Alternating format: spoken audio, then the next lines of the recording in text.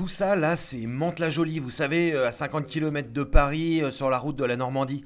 Et tout au fond, là-bas, les deux tours, tout près des champs, là, au bout de la ville, profitez bien de la vue parce que ce sont les tours Adair et bientôt, elles vont disparaître. Pour en parler, nous avons rencontré Pierre Bédier, le président du Conseil général des Yvelines, et Jean-Nicolas Melchior, le démolisseur. Et si vous vous attendiez à des grosses explosions comme dans les DVD des années 90, vous allez être déçus parce que les tours, elles vont être grignotées. Le grignotage, c'est tout simple. On se fait une petite image d'une paire de ciseaux qu'on met au bout de notre bras.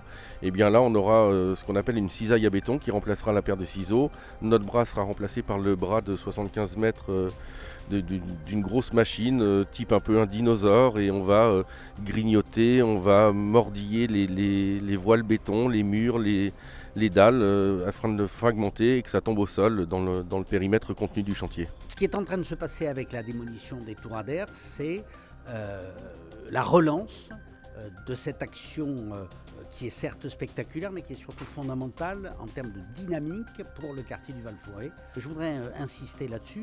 Les 170 familles qui ont été relogées, personne n'en a entendu parler, parce qu'elles ont été relogées selon leurs souhaits.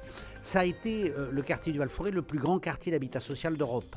Et c'est vrai qu'il a fallu faire une mise en œuvre très complexe, considérable, financièrement très coûteuse, pour arriver à changer ce quartier. Aujourd'hui, démolir un bâtiment, pour nous affecte nettement moins que les habitants, que les gens qui sont nés ici, effectivement.